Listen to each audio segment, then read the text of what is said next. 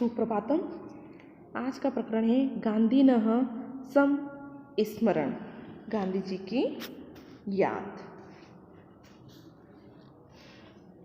राष्ट्रपिता महात्मा गांधी ने 36 वर्ष की आयु में अपने संस्मरणों को एकत्रित कर अपनी आत्मकथा मातृभाषा गुजराती में लिखी। इसके अनंतर विश्व की अनेक भाषाओं में इसका अनुवाद किया गया। स्वयं गांधी जी ने श्रीनिवास शास्त्री के सहयोग से इसका परिशोधन किया। गांधी जी के अनुसार उनकी आत्मकथा आत्मपरीक्षण के रूप में है।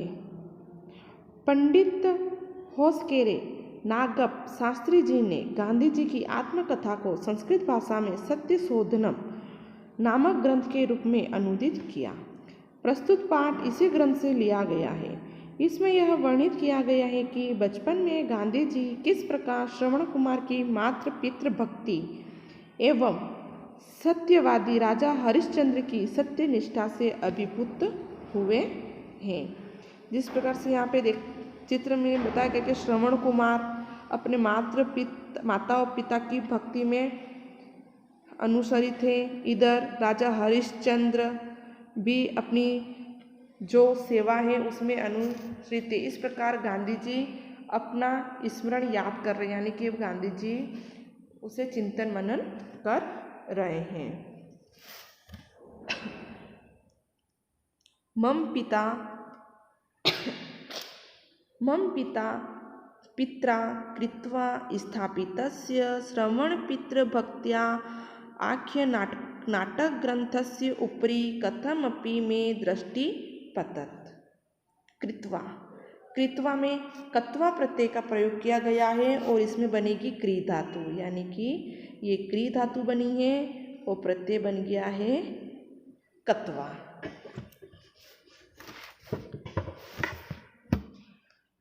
जैसे कहा गया है कि महात्मा गांधी कहते हैं कि मेरे पिताजी द्वारा, पित्रा है ना, मेरे पिताजी द्वारा खरीद कर रखी हुई श्रवण पितृभक्ति शीर्ष नाटक ग्रंथ के ऊपर किसी तरह मेरी नज़र पड़ गई। यानी मेरे पिता द्वारा खरीद कर रखी हुई श्रवण पितृभक्ति शीर्षक नाटक ग्रंथ के ऊपर किसी तरह मेरी नज़र पड़ गई। तमेनं तत्पर आहम अपठम, उसको बड़ी तल्लीनता से मैंने पढ़ा। तत्कालम ग्रामात् ग्रामम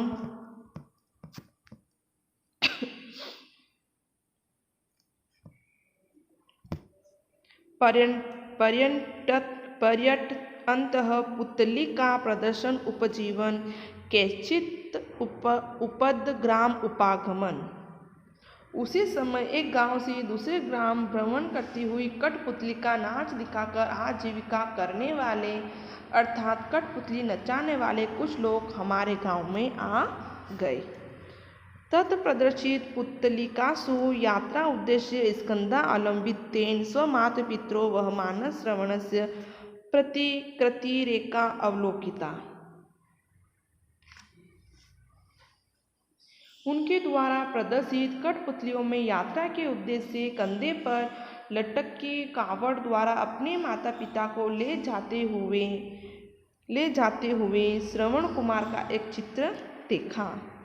एतत् पुस्तकम पुतलिकाया चेतिद्वयं मिलित्वा, इस पुस्तक को एक काठ की पुतली दोनों ने मिलकर श्रवण कुमार के मनसः कदा अपि मार्जनीय अकरोत् के आख्यान को मेरे हृदय से कभी दूर न होने वाला अर्थात अमिट कर दिया, जो कभी मेरे मन से मिटने वाला नहीं है।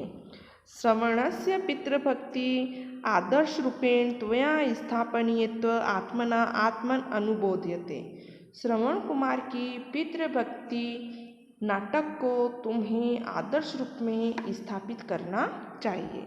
श्रवणस्य मरणेन संत अपि मानयोः तत्पित्रो विलोपो अद्य अपि मे मनसि पुनः पुनः श्रूयते इव।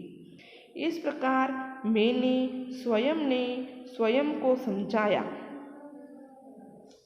श्रवण कुमार के मरने से संताप में डूबे हुए अर्थात तड़पते हुए माता पिता का विलाप अब भी मेरे मन में बार बार सुनाई सा दे रहा है। मदर्थे पित्रा वित्तीर्णेन वाद्येन तत् अहम मालायपम। मेरे लिए पिताजी द्वारा प्रदत्त किए गए बाजे से मैंने उस राग को गाया। तद अहम मालायपम यानी कि एक बाजा होता है, वो है राग अल्पाने वाला। स रागों में हृदय तम अकरोत, उस राग ने मेरे हृदय को तल्लीन कर दिया। अब एक परीक्षा की दृष्टि में ये वेरी इम्पोर्टेंट पैराग्राफ है और इसमें सप्रसंग अनुवाद पूछते हैं। तो आपको सप्रसंग इसका कैसे लिखना है कि गद्यांसे अस्मिन् गांधी महाभागः स्वमनसि श्रवणस्य पितृभक्तिः शीर्षक नाटकस्य प्रभावं स्वीकरोति। आत्मनः मनः स्थिति वर्णयन् असो कथयति। तो क्या अर्थ होगा इसका कि इस गद्यांश में गांधी महोदय अपने मन में श्रवण पितृभक्ति शीर्षक नाटक का प्रभाव स्वीकार करते हैं। अपने मन की स्थिति का वर्णन करते हुए कहते हैं कि इस प्रकार से ये प्रसंग लिखने के बाद आपको हिंदी अनुवाद करना है, जो अभी मैंने बताया है। हिंदी अनुवाद हो जाने के पश्चात आपको व्याकरणात्मक टिप्पणी लिखनी है, विशेष लिखना है। तो विशेष में क्या लिखते हैं, जैसे कि यहाँ पे आया था कृत्वा यह आया कृत्वा, तो कृत्वा में कौन सा प्रत्यय जुड़ गया है, कत्वा जुड़ा है। तो आप क्या करोगे, क्री धातु बन गई और कृत्वा प्रत्यय हो गया, यानी क्री धातु बन गई और क्या हो गया, कृत्वा प्रत्यय बन गया। इसी तरह से यहाँ पर आया है दृष्टि, तो यहाँ दृष्टि जो आया है इसमें कित्न प्रत्यय, कौन सा प्रत्यय है, कित्न प्रत्यय जुड़ा है, तो धातु बनेगी दृश, कौन सी धातु हो जाएगी, दृश धातु, कित्न प्रत्यय इसमें बन जाएगा। उसके बाद आया है पर्यटन, क्या आया है, पर्यटन। अब यहाँ पे जो पर्यटन आया है, इस पर्यटन में क्षत्रिय प्रत्यय जुड़ा है, कौन सा जुड़ा है, क्षत्रिय प्रत्यय। तो क्या हो जाएगा, परिधन अट धन क्षत्रिय। उसके बाद आया है माता पितरो, क्या आया था, माता और पिता, माता पिता, ये माता पितरो, तो ये द्वंद्व समास हो गया, विग्रह बनेगा माता च पिता च। वह मानस्य, वह धन सानच प्रत्यय का प्रयोग किया गया। इस प्रकार से आपको परीक्षा में जब पूछते हैं कि सप्रसंग हिंदी अनुवाद कीजिए या गद्यांश या पद्यांश, तो उसमें आपको क्या करना है, सबसे पहले प्रसंग लिखना है, उसके बाद शब्दार्थ, फिर हिंदी अनुवाद और उसके बाद व्याकरणात्मक टिप्पणी। अब आगे चलते हैं अगले पैराग्राफ में। नाटक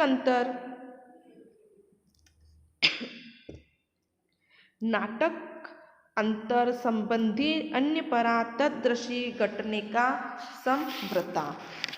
नाटक अंतर संबंधी परा का अर्थ होता है नाटक संबंधी घटना के अतिरिक्त एक अन्य, तत्सदृशी उसके समान, घटने का एक घटना, घटने का अर्थ होगा एक घटना, यानी कि नाटक संबंधी घटना के अतिरिक्त एक अन्य उसी के समान घटना घटी।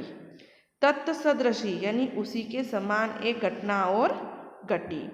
एतत् कालम एव कय अपि नाटक मंडल्या प्रयुक्तम नाटकम अवलोकयितुं पितुराज्ञानाम अद्य गच्छम। इसी समय किसी नाटक मंडलिया यानी नाटक मंडली द्वारा मंचित किया हुआ नाटक देखने के लिए, नाटक अवलोकितुं यानी नाटक देखने के लिए पिताजी की अनुमति प्राप्त की। तत् नाटकम हरिश्चंद्र चरित्रात्मक आसीत, वह नाटक सत्यवादी हरिश्चंद्र के चरित्र से संबंधित था। तद तल्लोच्च नासेन चनकम मम मानस मन मान संरक्षण। तो दयानंद तो इस नयनानंद दायक नाटक ने मेरे हृदय को आकर्षित कर दिया। किंतु अनुज्ञां कृतिकृतं प्राप्यं गन्तुं शक्येत। परंतु अनुमति लेकर कितनी बार जाया जा सकता है। तथापि तत् अन्मितं व्यसनं नैव माम उपमुञ्चत्। फिर भी इसकी आसक्ति ने मुझे छोड़ा नहीं। निःसंख्य वारम इदं नाटकं मया स्वयं मनसा प्रयुक्त स्यात्। अनेक बार इस नाटक को मैंने स्वयं हृदय से प्रयोग किया। हरिश्चंद्र ने सर्वोपरि कस्मात् सत्य अदीर्पम भवितव्य। हरिश्चंद्र की तरह सभी किस लिए सत्यवादी नहीं हो। इतिशेन प्रश्नो दिवानिशम मे मनसि पुनः पुनः अस्फुरतः। इस प्रकार यह दिन रात दिवानिशम यानी दिन रात मेरे मन में बार बार उभरने लगा। सत्य अनुसरणम सत्य सत्यार्थे हरिश्चंद्र विनिर्विकल्पने मनसा क्लेश नाम अनुभवः। सत्य का अनुसरण करना, सत्य वचन के लिए सत्यनिष्ठ हरिश्चंद्र की तरह मन में कष्टों क्लेश अनुभव यानी कष्टों का अनुभव। इत्येष आदर्श एक एव में मनस्या विरुभत। इस प्रकार यह आदर्श एक ही मेरे मन में पैदा हुआ। हरिश्चंद्र कथायाम अक्षरशः सत्य प्रति आसीत। हरिश्चंद्र की कथा में अक्षर अक्षर में सच्चेपन की प्रतीति हुई। सर्वस्यास्य स्मरणम अन्य केशों में नेत्राभ्याम श्रुणी निःसारितानि। इस सब की याद ने अनेक बार मेरी आंखों से आंसू निकाल दिए। अश्रुणी यानी आंसू। हरिश्चंद्र श्रवणा अभुवापि मम हृदय नित्य सहिनितो इस्त। हरिश्चंद्र और श्रवण कुमार ये दोनों ही मेरे मन में सदैव स्थित हैं। अद्यपि और अभी भी तत्नाटक पाठेन पूर्व मन में हृदय विलयंत इति हम जानत। और अब भी उस नाटक को पढ़ने से पहले की तरह मेरा हृदय तल्लीन हो जाता है। इस प्रकार मैं अच्छी तरह जानता हूँ। तो ये जो हमारा पाठ था ये समाप्त हो गया।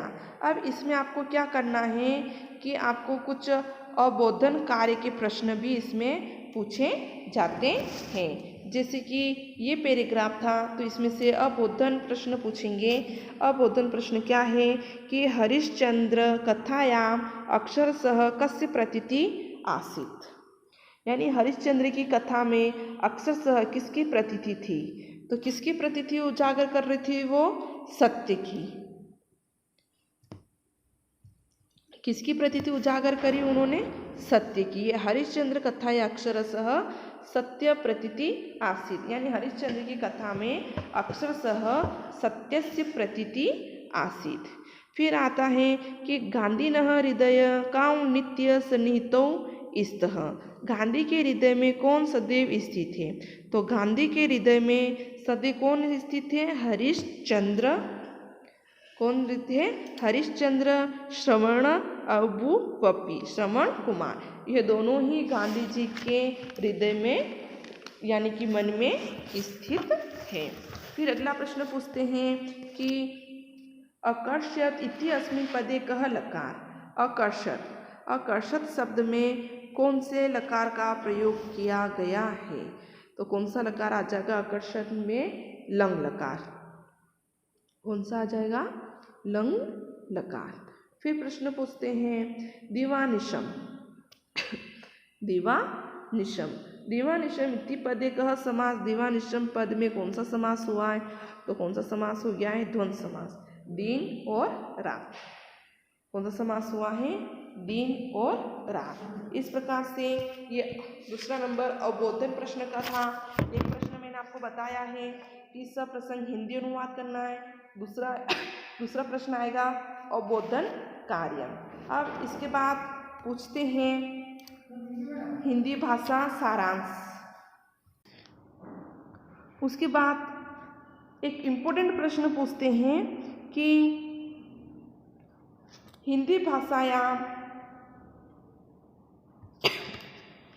भाषा या आशय स्पष्टीकरण, वेरी इम्पोर्टेंट प्रश्न 3 नंबर का आता है। तो क्या है कि हिंदी भाषा में आशय स्पष्ट कीजिए। अब हिंदी भाषा में आशय स्पष्ट करने के लिए क्या करना है? सत्य अनुसरणम सत्य सत्ये हरिश्चंद्र अनिर्विकल्पने मनसा क्लेश अनुभवम। अब इस लाइन का हिंदी अनुवाद करना है तो क्या लिखेंगे कि महात्मा गांधी कहते हैं कि हरिश्चंद्र नाटक को देखकर मेरे मन में बार बार यही प्रश्न उभरने लगे। हरिश्चंद्र के समान सत्यनिष्ठ, सत्य के लिए सत्य का अनुसरण करना, मन से क्लेशों का अनुभव करना होता है। अगला क्वेश्चन पूछा जाता है, श्रवणस्य पितृभक्ति आदर्शरूपेण त्वया स्थापनीयत्य आत्मन अम्बोधया। श्रवण के पितृभक्ति दर्श के रूप में तुम्हारे मन में क्या विचार है? तो क्या लिखना है? श्रवण पितृभक्ति नाटक को पढ़कर तथा कठपुतली प्रदर्शन में कांवड़ पर बैठाकर अपने माता पिता को यात्रा कराने की प्रकृति को देखकर महात्मा गांधी के मन में आया, श्रवण कुमार की पितृभक्ति आदर्श रूप से मुझे अपने हृदय में स्थापित करना चाहिए। ऐसा स्वयं ने स्वयं को समझाया। मेरे अंतःकरण की ऐसी आवाज़ थी, इस बात पर मैंने चिंतन मनन किया। इस प्रकार से ये भी वेरी इम्पोर्टेंट प्रश्न है। फिर आता है संधि विच्छेद। अब इसमें जो संधि विच्छेद कुरु के जो प्रश्न बनते हैं वो इस प्रकार से होते हैं, जैसे दृष्टि पतत। तो दृष्टिर्पतत लिखा हुआ है तो इसका विच्छेद बनेगा दृष्टिः। क्या बनेगा? दृष्टिः और फिर आ जाएगा अपतत। क्या आ जाएगा? अपतत। तो यहाँ दृष्टि है यानी विसर्ग संधि हुई है, विसर्ग लगा है ना। र का विसर्ग हुआ इसलिए कौन सी संधि हो गई? रुत्व विसर्ग संधि। र का विसर्ग बना तो रुत्व संधि हो गई है। फिर दिया हुआ है ग्रामात ग्रामम, तो यहाँ पे हो जाएगा ग्रामाद ग्रामम। त का क्या बन जाएगा? द बन जाएगा। त थ द, त का ही तीसरा रूप है ये। त वर्ग के अंदर ही आ रहा है त। ये देखिए त थ त थ और ये द, तो त थ द का ये त वर्ग का ये तीसरा रूप बनेगा। तो त की जगह क्या आ जाएगा? द आ जाएगा, तो पूरा रूप बन जाएगा ग्रामाद ग्रामम। इसी प्रकार से कदा अपि अप्रमार्जनीया, ये दीर्घ और य दोनों ही संधि हो रही है। कदाधन अपि कदापि, तो यहाँ पे दीर्घ हो गई। फिर कदाप्य मार्जनमी, तो यहाँ पे यण संधि का रूप बन गया है। फिर है घटने का, यहाँ पे वृद्धि संधि हो रही है, मात्रा से भी स्पष्ट हो रहा है। जहाँ पे 2 मात्राओं का लोप होता है वहाँ पे वृद्धि संधि होती है। तो यहाँ पे क्या हो जाएगा? विच्छेद घटना धन एका, तो ये कौन सी संधि हो गई? वृद्धि संधि बन गई। फिर तत्धन नाटकम, तत्धन नाटकम, तो यहाँ पे क्या हो जाएगा? हल अनुनासी, तत्धन नाटकम। इत्येष, इतिधन एष, यहाँ पे भी यण संधि बनी है। और फिर अगली संधि आती है मनसीधन आविर्भूत, मनस्याविर्भूत, और यहाँ पे भी यण संधि का रूप बन गया है। इस प्रकार से ये संधि बनती है। संधि का टॉपिक हम पढ़ चुके हैं वैसे। अब ये देखिए यहाँ पे जो प्रश्न दिया हुआ है, अधोलिखी यथा निर्देश पद चयनात् आदि कुरुत। तो पद चयन कैसे करना, अस्मात् पठात अव्ययपदानि चिनु। तो अव्ययपद लिखने, अव्ययपद कैसे होते हैं, ऊपरी, कथम, अपि, हि, च, इति, कदापि, पुनः पुनः, किंतु, परंतु, तथापि, अक्षरशः, अनेकशः, है ना, यानी कि ऊपर, नीचे, कहाँ, कैसे, किसने, भी, ही, और, आज, बार बार, तरह से, लेकिन, फिर भी, नहीं, तरह, अक्षर अक्षर, अनेक बार। इस प्रकार से ये अव्यय शब्द होते हैं। फिर आता है तेषाम शब्दानाम संस्कृत वाक्य प्रयोग कुरुत। नीचे दिए गए हैं, इनका संस्कृत वाक्य प्रयोग करना है। तो क्या है, पर्यटनम। तो पर्यटनम का संस्कृत वाक्य क्या बनेगा, पर्यटन का अर्थ क्या होता है, देशाटन करना, देश भ्रमण करना या घूमना। तो क्या लिखना, पर्यटनम ज्ञानवर्धनाय अलम। पर देशाटन ज्ञानवर्धन के लिए पर्याप्त है। उद्देश्य, उद्देश्य का अर्थ होता है लक्ष्य। तो वाक्य बनेगा, सा मम उद्देश्य अवदत, वह मुझे लक्ष्य बनाकर बोली। समव्रता, समव्रता का अर्थ होता है समान। तो क्या होगा इसका वाक्य, श्रवण सदृशी घटने का समव्रता, श्रवण के समान एक घटना हुई। प्राप्य, प्राप्य का अर्थ बनेगा प्राप्त। तो क्या बनेगा वाक्य, पितु अनुज्ञा प्राप्य नाटकम द्रष्टुम अगच्छत, पिता की अनुज्ञा प्राप्त कर नाटक देखने गया। फिर भवितव्यम, भवितव्य का अर्थ होगा होना चाहिए। तो नेताद्य तत्रे भवितव्यम, उसे आज वहीं होना चाहिए। और यहाँ पे जो भवितव्यम शब्द दिया हुआ है तो इसके अंदर तव्यत प्रत्यय का प्रयोग किया गया है। कौन सा प्रत्यय का किया गया है, तव्यत प्रत्यय का प्रयोग किया गया, जो किसके योग में होता है, चाहिए होने के अर्थ में होता है। फिर अगला आता है, अस्मिन् पाठे कर्मवाच प्रयुक्त क्रियापदानि चिनुत। तो क्रिया, इस पाठ में आए हुए क्रियापदों को चुनो। तो क्रियापद कौन सी होती है, एक अवलोकिता आया था जिसका अर्थ होता है देख ली गई, देखी गई। फिर एक आया था स्थापनीया, स्थापित की जानी चाहिए। फिर आया श्रूयते, सुना जाता है। प्रयुक्तम, प्रयोग किया गया। शक्यते, हो सकता है। भवित्यम, होना चाहिए। विलियते, लीन कर दिया गया। इस प्रकार से क्रिया शब्द हैं, इनका प्रयोग भी हमको करना है। फिर समानार्थक, समानार्थक परीक्षा में अवश्य पूछते हैं, जैसे लोचनम। तो लोचनम का क्या बनेगा, समानार्थक का अर्थ होता है पर्यायवाची। तो लोचनम को क्या कहते हैं अपन, आँख कहते हैं। क्या कहते हैं, आँख। तो इसका पर्यायवाची क्या बनेगा, नेत्रम, चक्षु, अक्षी, नयनम। ये सब आँख के पर्यायवाची शब्द हैं। फिर आता है पितरो। पितरो एक तरफ से ये द्वंद्व समास है, माता और पिता, माता च पिता च। अब इसका पर्यायवाची शब्द कौन से रूप होते हैं, माता पितरौ, जननी जनकौ। जननी यानी माँ, जनकौ यानी पिता। तो माता पिता, माता पितरौ, माता और पिता। इस प्रकार से पर्यायवाची बना। फिर मनः, मन यानी कि चित्त, है ना। तो क्या बनेगा, चित्तम, चेत, हृदय। ये सब मन के पर्यायवाची शब्द हैं। तो इस प्रकार से ये जो गांधी संस्मरण वाला टॉपिक था, मैंने आपको इसके अंदर वेरी इंपॉर्टेंट वाले प्रश्न भी बता दिए हैं, और इसके अंदर किस प्रकार से व्याख्या पूछी जाती है वही बता दिया है कि क्या करना है व्याख्या में। सब प्रसंग हिंदी अनुवाद करना है, सबसे पहले प्रसंग लिखना होता है, उसके बाद शब्दार्थ लिखना होता है, फिर हिंदी अनुवाद, फिर व्याकरणात्मक टिप्पणी। इस प्रकार से ये जो टॉपिक था आज का समाप्त हुआ। धन्यवाद।